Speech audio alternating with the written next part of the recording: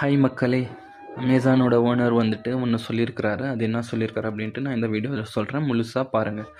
அவர் என்ன சொல்லிட்டாருன்னா, ஒரு டெக் கான்ஃபரன்ஸில் வந்துட்டு பாரிஸில் நடந்த டெக் கான்ஃபரன்ஸில் human water consumption is limiting AI's potential. அதுக்கு என்ன அர்த்தம் அப்படின்னா, தமிழில் சுருக்கமாக சொல்கிறேன். இப்போது எக்ஸாம்பிளோட சொல்கிறேன் பாருங்கள். இப்போது ஒரு ஆள் வந்துட்டு 10 பிரியாணி சாப்பிட்றாரு அப்படின்னு வச்சுக்கோங்க. அவர் வந்துட்டு 9 பிரியாணி வந்துட்டு வேறவங்க சாப்பிட்றாங்க, வேறு மக்கள் சாப்பிட்றாங்க. பட் 10 பிரியாணி சாப்பிட்ற அளவுக்கு அவருக்கு சக்தி இருக்குது.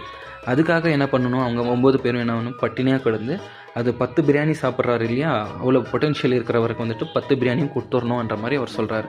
இப்போது ஏஐ வந்துட்டு முழுமையாக ஒர்க் ஆகணும், அதோட முழு சக்தி தெரியணும் அப்படின்னா மனிதர்கள் வந்துட்டு வாட்டர் கன்சப்ஷனை வந்து குறைச்சிக்கிறணும் அப்படின்ட்டு அவர் சொல்கிறாரு.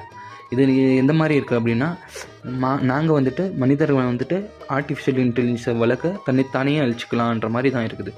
ஸோ மக்களே, மனிதர்களுக்காக தான் எல்லா டெக்னாலஜியும். பட் இவங்க இந்த மாதிரி பெரும் பணக்காரர்கள் வந்து இந்த மைண்ட் செட் வச்சுருக்கிறது இது மக்களோட நலனுக்காக நல்லதல்ல. ஸோ மக்களே, நீங்களே இவரே வந்துட்டு ஒரு விஷயம் சொல்லியிருந்தார். 2019 என்ன சொல்லியிருந்தாருன்னா, மக்கள் வந்துட்டு பூமியை விட்டுட்டு நிலாவுகளை போயிட்டு குடியேறணும், ஏன்னா பூமியை காப்பாற்ற போகிறாங்களாம். இது எப்படி இருக்குது சொல்லுங்கள்? மக்களுக்காகத்தானே எல்லாமே. ஹியூமனிட்டி தான் ஃபஸ்ட், அதுக்கப்புறமா தான் எல்லாமே நெக்ஸ்ட். இது புரிஞ்சவங்க தான் மக்களுக்கான ஒரு நல்ல பெரும் பணக்காரர்களாக இருந்தால் கூட மக்களுக்காக நல்லதை செய்ய முடியும். இவர்கள் என்ன சொன்னாலும் மக்கள் கேட்பார்கள்.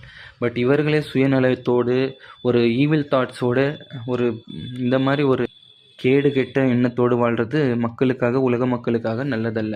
இவர்கள் எல்லாம் பெரும் பணக்காரர்கள். எலன் மஸ்க்கும் அதே மாதிரி தான், இந்த பில் கேட்ஸும் அதே மாதிரி தான். இப்போ இந்த வரிசையில் ஜெப் பீசோஸும் வந்திருக்காரு, அமேசானோட ஃபவுண்டர். ஸோ மக்களே, நீங்களே முடிவு